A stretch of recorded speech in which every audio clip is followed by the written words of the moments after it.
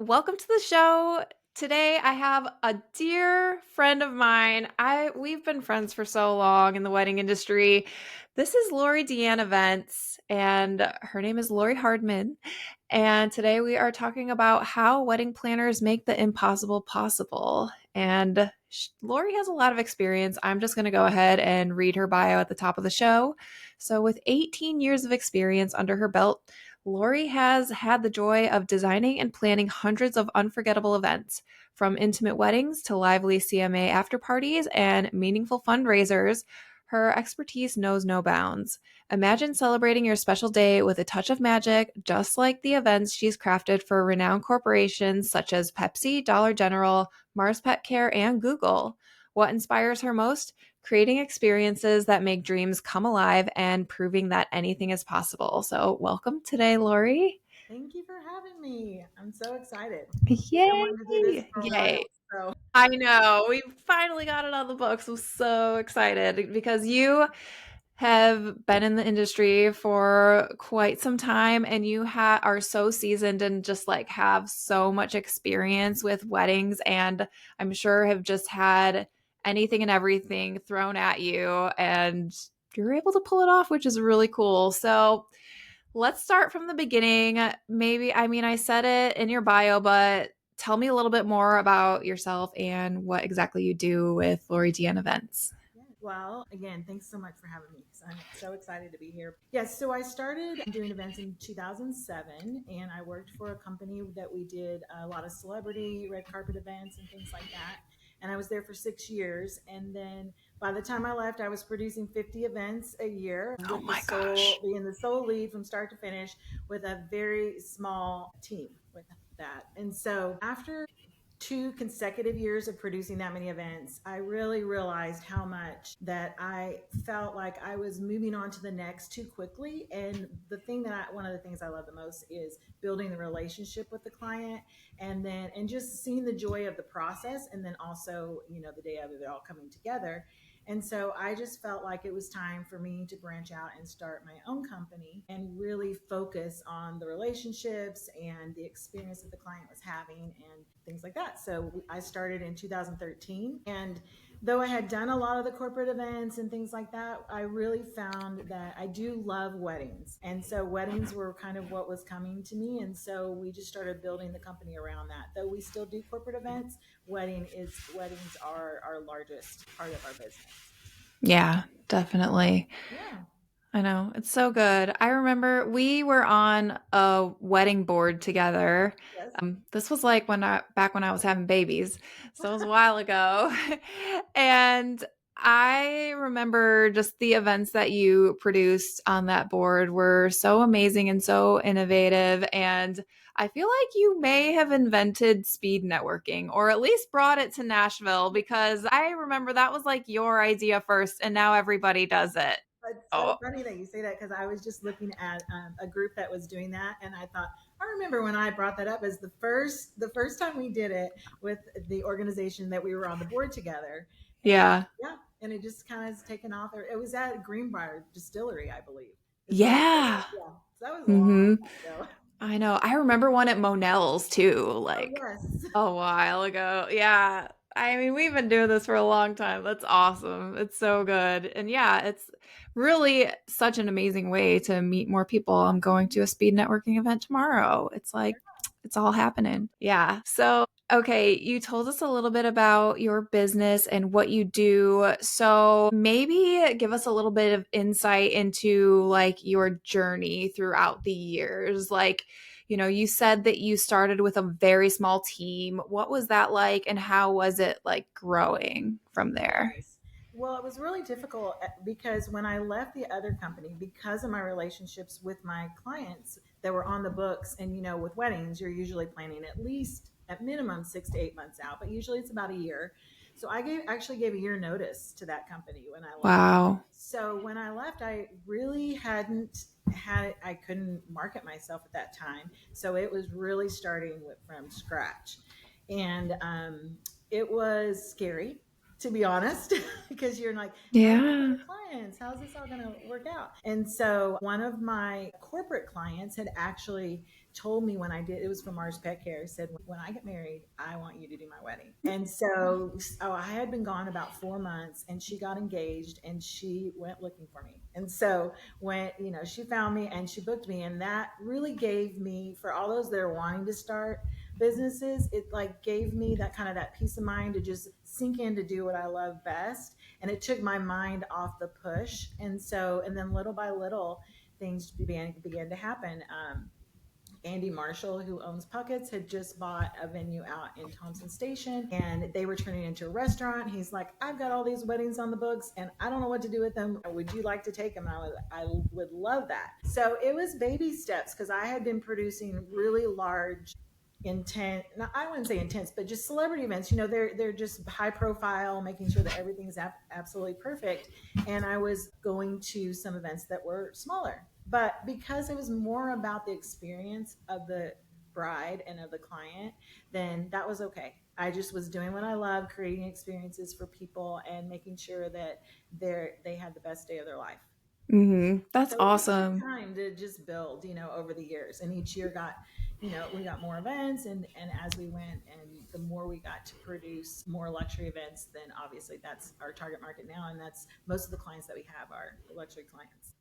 Yeah, definitely. I think that's really cool just how you kind of morphed from like doing corporate events into weddings and like getting your first client through a work job because they saw how you can deliver on your corporate events and they're like, we need this for our wedding. Like Laurie knows how to handle it. And so I just love that story like throughout your journey. And yes, you still may do some corporate events, but for you to really find your passion in weddings since that point and to really push for that and to really grow the luxury market here in Nashville too. I think you have had a huge hand in that because even throughout the years, like we've seen it, we've lived here for a long time, like just how our city has grown so much and how it has become such a destination for weddings.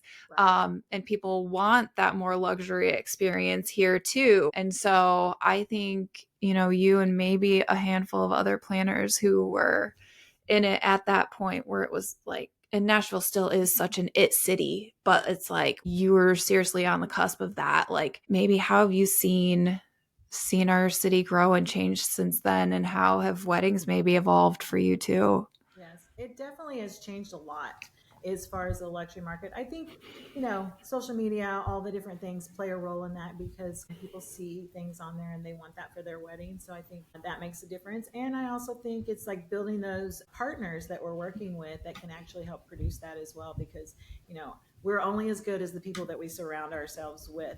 As an event planner, we can design and we can do all that, but we've got to have those producer that comes in that can actually produce our designs. Mm-hmm. So I think that's grown a lot too, and finding my niche with the different partners has made a huge difference. But as far as our city goes, I just think it's really evolved, especially probably like 22, 23. We really saw the Mm-hmm. luxury side evolve. Part of it's from people moving here, and part of it is from, I would say, honestly, maybe 70% of our clients don't live in Nashville. They're destination choosers. Right. They Yeah. literally went to college here and met, and now they're doing their wedding here, or they might have one family member here. But usually, I would say their guest list is 70% out of towners. Wow. Yeah. Definitely. It's a huge destination city. And yeah, with there being some colleges here too, it's like people have so many ties here, if they're getting married right out of college or met in college and they want to have, that piece of them like really shown and our, Southern culture as well and elements of that like thrown into their wedding too. But so, really, what makes Laurie Deanne events different from other wedding planners and what makes you unique? Yeah, I think really a lot of it is the relationships that we build by listening to our clients. And then I every client for me is unique, and I don't and if you look at our Instagram, you'll see that everything looks really different. And the reason being is I'm designing for that person. So what they love is most important. So how can I bring their vision to life? But that can also be a real cliche statement that people say a lot, but really it's like listening and building that relationship and understanding what they love, they want, and what they don't love, and then putting to design together based on that. I think that's really different. And we don't, back in the, when I was in the restaurant industry, you would have a server who would really help cultivate the meal for a client, for a guest, or you would have an order taker. So I just kind of say we're not order takers in the sense of like just write down exactly what someone wants without bringing the pieces together and making sure it's cohesive and that the experience is good and all those things. So I think that is one of the things that really separates us as from having that design ability makes a huge difference. And then of course, ultimately we're collaborating and some of our clients have no idea what they want at all. Yeah. So then we're just pulling for maybe two or three images and then starting to recommend or present designs that are based around those images. Or someone might come in and they know exactly what they want. So we work with just different styles and personalities too. That's the other thing is I feel like I work well with a lot of different personalities. And so I think that's a big deal when you're working to design and plan with someone for anywhere from 6 months to a year and a half. I mean, we have it all. We have some clients that book us, 18 months out. And so you're really just, you're getting to know them. And the more you can get to know about them, the better the event's going to be, I feel. Yeah. I think that's really cool. And yeah, and something that you even mentioned previously when you first started doing weddings is that getting to know your client was so important to you. And you've really continued that on into your business. And you can really, I think, inject a lot of their personality into their day the more you know about them. And you can definitely see that in your designs that you do. And I feel like they are still distinctly your style, but also you are incorporating so much of their uniqueness into it as well. And so I think that is hard to do, but you pull it off where it's like, having your own personal style of how you want a wedding to look on your Instagram page, and then also what somebody else thinks and wants, but making that all cohesive. So have you struggled with that at all over the years? Not really. I'm really, if someone has two complete, like they have a vision, but the pieces that are pulling together they don't work well together, then I kind of talk through that with them and make a recommendation of maybe something different or something that would work well. But the most important thing is to find out what's most important to them. Right. So, if it's a piece that doesn't necessarily go with something else that they're doing, it's like, okay, which one of these is more important and what are we going to design around? Because our designs really start from, I say a lot of times, like the bridal bouquet. It's like, what do you Mhm. want your bridal bouquet? If you walk in the room and this bridal bouquet is exactly the imagery that you provided or better, will you be happy? And if so, then that gives me a foundation of what florals we're going to use. What's the vibe? Is it very modern and structural, or is it open and airy? And so then that kind of ripple effect to the design as we build. Mhm. Yeah. I do always make recommendations if it's something that I think, oh my goodness, that's not going to go together. Yeah, totally. And that's why they hire you too, because if they did it themselves, it could be such a hodgepodge and not look as, it definitely wouldn't look as nice as if you helped them design it. So, All yeah. about balance. I feel like it's all about being balanced to what's important to them, and then making that all look beautiful. But then it also has to be functional. It has to work Mhm. because the guest experience is also extremely important. And there's not a bride and groom that I've ever worked with that hasn't just said, "I want my guests to have a great time. I want them to have fun. Mhm. I want them to enjoy the wedding." And at the end of the night, when they're like, "Oh my gosh, everybody's telling me this is the best wedding they've ever been to," then that's success. We're like, "Yes, we Oh, did it." definitely. Yeah, for sure. I know. I love that. So, we talked a little bit about kind of your vision and things for your business. And now I know there are a lot of planners who they get paid on a percentage basis Mhm. versus some planners who choose to get paid just in a lump sum or have a set price for what they do. And maybe even some get paid hourly. I don't know. That's probably more like a day of coordinator, month of coordinator. But I am curious to ask you, are you more price driven, more value driven? How does that all work with your business Sure. philosophy? Yeah. Well, it really goes back to the relationship again because we are a flat rate for the service at the time of planning. And for me, that we have a structure. We have a plan structure of how we're going to operate over the next 12 months. But at the same time, if a client is stressed out about something, I want them to be able to call me or I want them to be able to text me or whatever it is so that they feel comfortable and it also builds trust along the way. So I just didn't feel like when I started my business, I didn't want to charge on an hourly rate or count hours or say you get X amount of hours with this package because that's kind of like an attorney with like Yeah. being like I'm like, oh, I don't want to ask them that question because I'm gonna have to pay them $400. Totally. Yeah. Then you're like, well, I guess I'll just do it myself. Yeah. And you don't want that. But I feel like I really learn from the questions that people pose. So if something's like in their mind and they're mulling it over and it's either stressing them out or they just can't get it off their mind, I'd rather talk about it, even though we might not have a meeting set on the calendar for another 30 days. I'd rather just talk about it. And in those conversations, you also find key little nuggets that help along the planning process, whether it is they're stressed out about an ant or who knows what it is. It could just be the littlest thing, but those little things, then you just kind of file that away in your memory so that when you're planning, those things also play a role in the overall process.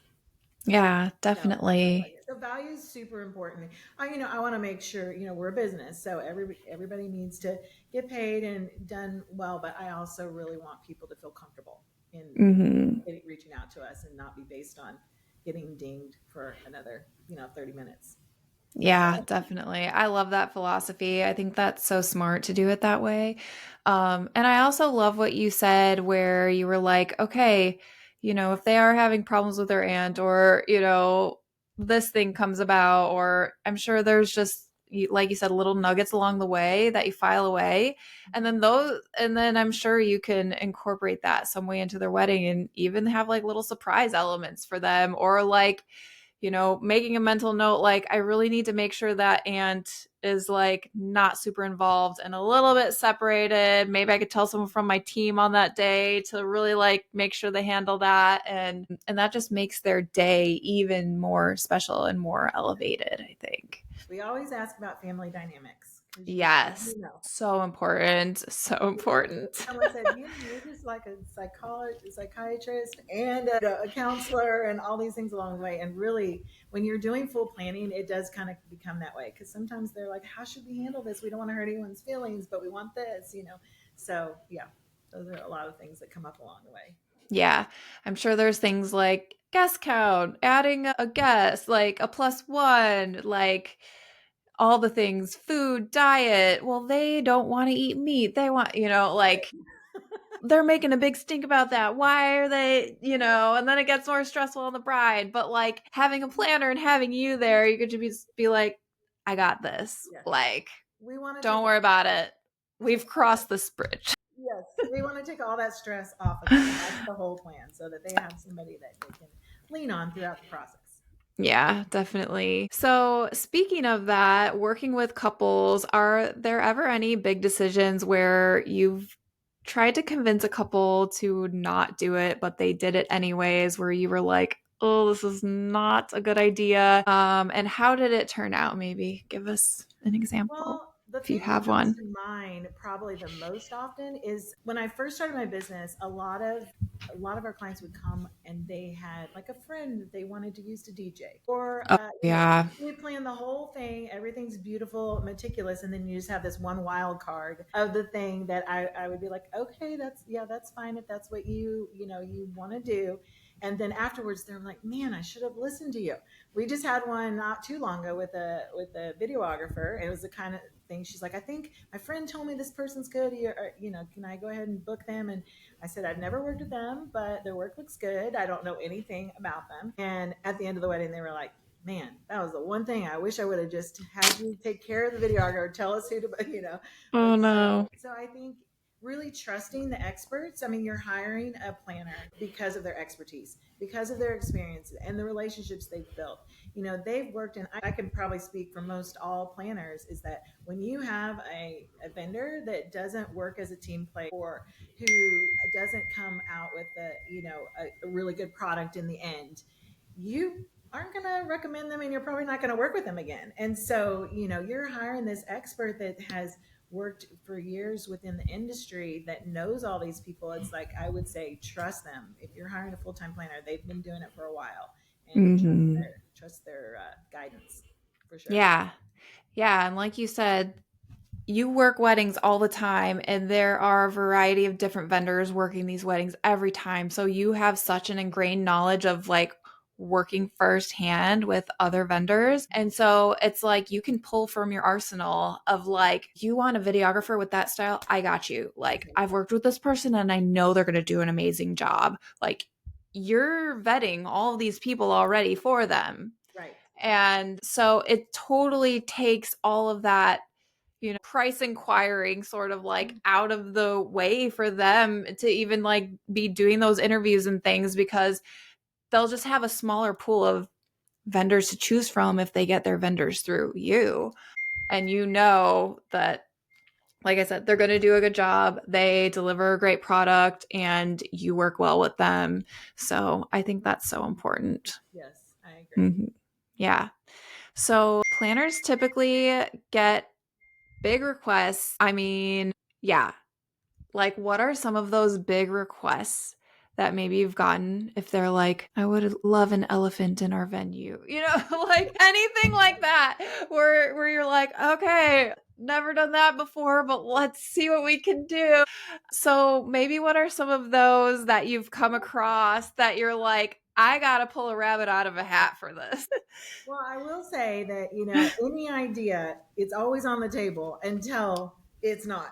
Unless Right. there's some, it could be a restraint of the venue, or it could be, we can do this, but this was going to cost. And someone's like, well, I don't want to spend that money on that. And so that changes their mind or things like that. But we're always going to take their vision and do our best to bring that to life. And so I have never had an elephant. We've had horses. We've worked with horses on multiple different occasions. We did Wow, weddings yeah. and had a bride ride in on a horse. So cool. Those, but those also put in, you have to really think about the what ifs could happen in those scenarios. When you're saying yes to pulling off something that's a little bit out of the norm, you just got to think through all the logistics of those things and what could happen. And I just like making my client informed. So Mm. we can absolutely do this, but these are the things that could experience, and it'll probably be fine. But we just want you to be aware. So I would say mostly, I mean, it really is mostly been animals. I would say whether it's dogs or horses or Yeah. corporate events always have last minute things of needing something produced at the very last minute. I think that's the biggest thing, is like people not thinking of something really at the last minute, or adding something at the last minute, and then just making sure that we can make that happen. So those big, but I have pretty reasonable clients for the most part. Yeah, But we definitely. but we always want to, I mean, I feel like everything is possible until it's not. Yeah, that is such a great attitude to have as a wedding planner, because it's like, yes, you want to make this couple's dreams come true. So if it's such a big ask that just cannot happen, it's like there's going to be a compromise somewhere where it's like, we can do that, but like a little bit less, but Right. still get the same effect that Exactly. you want, that you're looking for. Because truly, what is it when you dive deeper down into that request? Yes. Is it a certain emotion that they're wanting to evoke during their ceremony? And like, what other ways can you actually evoke that emotion besides Yeah. having that It's one all big about the thing? feelings, the feeling and the experience. That's like, what do you want to feel? What do you want to, what do you want to experience? That's what makes the difference. Yeah, for sure. Yeah. And once again, there's like a common thread here. It goes back to you truly getting to know your client. And I'm sure you have just like a lot of questions up front that you ask them to really get to the heart of that and those feelings that they want to have at their wedding and who they truly are as a couple, which is really cool. Yeah. That's For kind of, sure. it just makes me think about even when people are giving us imagery of the things they like, it's like we want to know, what do you like about this photo? Because I could look at it and say, I just had this recently too with the client for invitations. And I looked at the picture, and the first thing I saw was the die cut invitation that was scalloped. And so then I went back and asked specific questions like, what is it about this suite that you love? And things like that. The die cut, she's like, I don't really like the scalloped edge. And to me, that was the Wow. first thing that stood out. So I'm not Yeah. thinking that I would have just thought that. So it's so important to ask all those questions. And for all the brides out there, it's so important to let your whoever's designing things for you, like, look at the imagery that you're giving, and then just give those extra little notes to say, I really love this flower in this arrangement, because no one really, they can't read your mind. So the more you Hmm. can tell, and for the planners, the more you can ask, and then clients, the more you can tell, the quicker you get to the desired look. Yeah, that is so important because, yeah, you're showing them a bouquet as an inspiration image. And if they're like, yeah, I like that. But then it's like, well, what do you like about it? Is it the color? Is Yeah, it the style, like how full it is? Is it the specific flower? Like, yeah, you're right. There is so much that goes into it because maybe what they like about it, it's not exactly what they want. If it's like a picture and they're like, I like it, but it's not like this is it exactly to the right. T what I want. You getting to the root of that to really understand them more, to have them be satisfied with the end result at the end of the day with how their wedding design goes. That's so important And and that's on really the smart bride on to you. not being an order taker in the sense of just looking at something and Yes. then just saying, oh, well, this is what they want. Well, what is it about that they love? And Mhm. then you can add creativity to that as well. Because if you know the key elements of that they love, then you're not producing exactly that picture, because you don't want to produce someone else's work. You want to design yourself. So then you're able to, when you pull out those key elements, you'll be able to design around that. Yeah, and make it more personalized too, because it's like, oh, I remember you said you liked that sports team. Maybe let's add that color in here. Or, just different things like that that really, because weddings are so personalized right now, it's like they literally have a brand to Yes, them. they do. Yeah. Has changed over the years is the branding of a wedding. It didn't Yeah. like that so much, and now you want that consistency of those little touches that are the same throughout the whole event. And people do notice. I think it's like whether it's the cocktail napkins or the labels on the water bottle from the invitation sets the tone in the beginning. Bringing that throughout Hmm. the event is really nice. Yeah, definitely.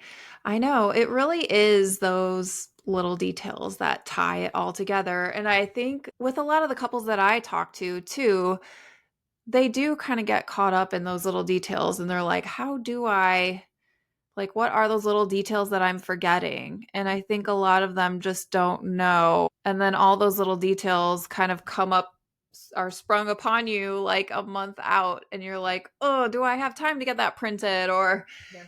you know, what should we do, like a game during cocktail hour, just Yeah. different things here and there because they're thinking more about their guest experience. It's like towards the beginning of their planning, they're just getting like the florist, the photographer, the caterer, like making those decisions. And then they're like, okay, once we got all those out of the way, what do we have left? And if you think about a wedding day, there's so much blank space in a wedding day that your guests are just mingling, hanging out, and but you as the couple, you're like doing your photos at cocktail hour. You are running around nonstop on your wedding day and greeting people and things like that. So it's like, what are those little things that you can do to entertain your guests? And maybe what are some of those little things that you have added into Sure. weddings? When I'm putting together a timeline and we're looking at the overall, I really like something to happen every hour. Mm. Every hour, whether we're shifting from a space, whether it's like we've gone from the lobby and now we're out on the courtyard or wherever it is, um, it keeps people engaged. Because I feel like when you're dealing with groups of people, after about 45 minutes to an hour, they kind of get disengaged. And so if you're always having something, and even when we get into the reception, it's like the dinner, and then we space out your cake cutting and your dances, so that just something is happening every hour. And I will tell you, it is rare that I see an event where we have big groups of people leave early. almost everybody stays to the end. We may lose 10% Love it. of the people, the older people, but everybody is staying to the last minute, and you want to leave your guests on a high. I think Hmm. that is the thing too, is don't make your reception so long that people get tired and want to leave. So, make it, whether it's you're going to do an after party if you want it to go longer or something, but definitely keeping them engaged, and making those shifts every hour keeps their attention, or regains Hmm. their attention. Yeah, I think that's so good. That's such great advice. Do something every hour to re-engage them. That's really cool. Yeah, I love it. So, what are some things that you want brides to know if you weren't afraid of hurting their feelings? Oh, gracious. That's a fun one. Well, we were talking about that Instagram post that had gone around. Yeah, definitely. I was going to comment on some of the ones that they had said. What was a couple? Yeah. So, yeah, what Laurie's referring to, I can link it in the show notes too, is there was a wedding planner who had this as her post of like, if I wasn't afraid to hurt anyone's feelings, this is what I would say. So, maybe we can run through those really quick and Yeah. just talk about them. So, her first one was if you don't hire a planner, you become the planner on your wedding day in Yes. a dress. What do Yes. you think about that? Yeah, well, when I first started out doing events, we weren't always full service. So we did a lot of partial, and when I first had that first meeting, I would find out how much the bride wanted to handle and how much we were going to handle. So we just had real clear lines of responsibility and what we were doing. And I just remember this one bride she was precious. I mean, and this was many, many years ago, so no one would ever know her. Yeah. She did such a great job planning all the things, but on the day of, she was so exhausted that she couldn't enjoy her wedding, and she honestly ended up breaking down towards the end of the wedding. Oh. And it was mostly because she had just pushed herself so hard to get everything planned. And I liken it to when you cook Thanksgiving dinner yourself and you go sit down, it doesn't taste near as good as when you sit down to the dinner and you did not have to cook it. So true. It's like when when you do everything, though it seems like it's fun, and it is fun, but then you have to be the one that they're calling and saying, "Oh my goodness, the cake isn't here." Right. I had that You one don't want time to do that. many years ago, again, before we were doing full service. Actually, I think it was before I even started my company, but someone had ordered their cake from Publix, and it was the one thing I said, "I don't think this is a good idea." Oh no. We did it anyway, and they didn't have them on the books. So Oh the wedding my lady said, gosh. like, do you have a number, because they're not here, and they had not done.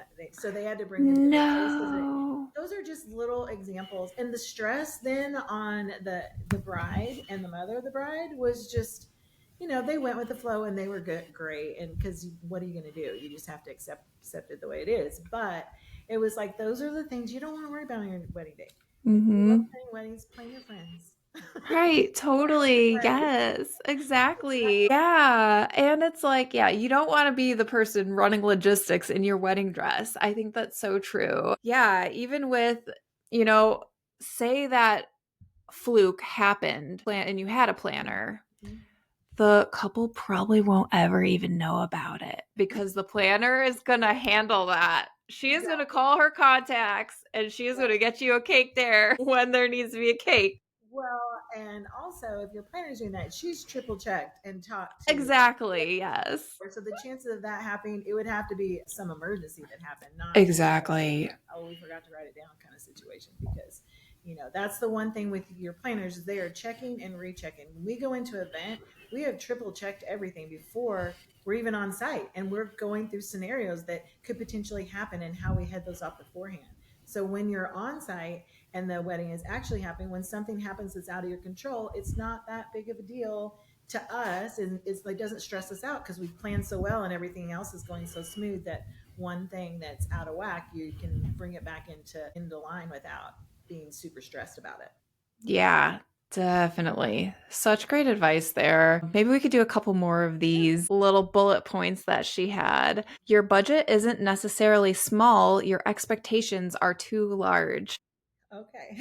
With everybody on social media, of course, it's really hard because, you and I were just talking about the other day about Yeah. the market or the US average that people spend on weddings. And I'm thinking, There's no way that people can do a wedding for that amount. And so, especially, and it depends on what city you are and, all the things. But I think seeing those things and not really having an idea how much things cost, I think sitting down with your planner and being able to say, this is what I love. Can you give me a range of what these things are going to cost? Even though it's not like set in stone budget, it gives you a range so that you can pick what's most important to you. Because, and then again, back to the questions of like, what is it about this that you love, and how can we obtain that look or that feel without necessarily spending that amount of money? But I think it's good to have those conversations on the front end with whoever's designing your event. And that's the one thing that's nice about full service too, because they're handling all those vendor partners. So you can bring balance. We bring balance to everything that's happening. You're not just talking to these vendors individually and them recommending, oh, let's do this. And then you have these big bills from everybody and you don't really know what you can scale back because nobody's really talking to each other. Mm-hmm. So in that, so I think that is the other thing is like you've got a team leader, so to speak, with having your planner, and they're leading that design. That's so true. And it's just good to like have somebody on your side who is advocating for you with all of these different vendor meetings and hiring the other vendors. And I like to say a lot of times like I feel like a lot of people think like hiring a planner like they're just so expensive, like we can do it ourselves. Like some people say that, and I like to say back to them is like literally if you hire a planner you're spending money well spent, Yeah. because if you tell them your budget they're going to make sure they stick within that budget if it's realistic. Yes. And then they tell you on the front end, once you start seeing the imagery and all the stuff, you can talk through all those things and know on the Mm-hmm. front end. And you may need to expand your budget or your spending plan. I like to say Right. spending plan because it's more about like, what do you want to spend on this? And Mm-hmm. then you can work together to bring balance to what you're spending and then the visual aesthetic in the end. Yeah, So, I think that's so good. I love that term spending plan because it really is like throughout your time of booking your vendors. So, yeah, we talked a little bit about Pinterest. Okay, this goes a little bit with it too. This will be our last one. If you're booking vendors based on who is the cheapest, be prepared to get what you paid for. And we kind of talked about that a little bit yes, before I think, too. again, yes, going back to the cake situation, but yes, you definitely get what you pay for. A lot of time you're paying for experience. I'll use photography for an example. You can see all this imagery and you might be looking at a photographer's photos that are, say your style is light and bright. And you're seeing these pictures and you love them, but you're seeing only people pictures. And so you're not seeing like what does it look like because your venue might be somewhere like Clementine or somewhere that has a more darker Yeah. aesthetic, and then can that photographer photograph in those spaces and still produce light and bright photos? So you're really wanting to see most asking lots of questions and finding out, but experience matters because a photographer who maybe is that's their strength and they know that they photograph better in light, they can be really transparent and say, this venue, I may not photograph, the photographs may not turn out the same. And so just really I think that you get what you pay for. I think there's a lot of amazing vendors in all areas of planning an event that hit the middle spot, but having those really good conversations. But when you're paying a high dollar, it's because of their experience. They know how to manage the people. I'm really just talking about photography right now, but they know how to Mm-hmm. manage the people. Your cocktail's not going to go hours not going to go over because the photographer didn't stay within the timeline. You want to make sure they can get all the photos that you need because it's a ripple effect. Same thing with hair and makeup. If they're late and they don't show up and it's just this one off and their people didn't, they've got a couple of people that they never work with versus hiring one of our, established hair and makeup teams, there's a huge difference there because once that hair and makeup starts 30 minutes late, 40 minutes late, everything's late for the whole show Yes. and you have to Oh, try to yeah. make up the time somewhere. So you really are paying not only for what you're seeing aesthetically, but experience is a huge thing. And then how did they manage the process? Whatever their lane is managing that. And that's where some of it you don't necessarily see. Why is this person more than this one? But asking a lot of questions will help you to understand why, usually. That's so good. And having you to actually tell couples that as well when they are looking for their photographers or makeup artists and things like that, most people's first time having a wedding and they need a lot of education going forwards. And I think that's why it's so helpful to have a planner to really walk you through all of those steps and to help be a sounding board to see if you are making a right decision or not. And like you said, even before going into your meeting while you're interviewing photographers, of like, what are the things that you should be asking them to really know that you're going to be getting the best product possible for where your venue is, your aesthetic and everything. So I think that's so important and so good. Yeah. This has been so awesome. You gave so many great golden nuggets. So, like, if you're listening to this, you might want to go back and like take some notes, especially if you're in the beginning stages of wedding planning, because Laurie drops some amazing knowledge here. So, this has been awesome. Tell us where people can find you and definitely like give one little last plug for your business. So our website is lauriedeanneevents.com, and we're on social, both on Facebook, Instagram, and YouTube, and Pinterest as well. And yeah, you can just fill out an inquiry form. Our consultations are free. So if you are planning a wedding, definitely reach out. We'd love to talk with you and hear a little bit more about your vision and you as a couple, and just try to understand the overall aesthetic and goal for your wedding.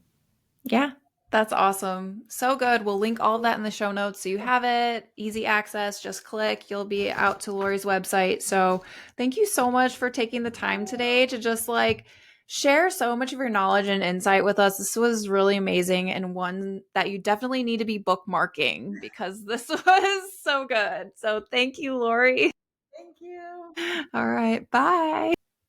There you have it, another episode of the Wedding Reporter podcast. To see those gorgeous wedding and engagement photos, head over to NashvilleBrideGuide.com for more behind the scenes content. And if you like this episode, I would so appreciate it if you would rate and subscribe the show. See you next time for another great episode.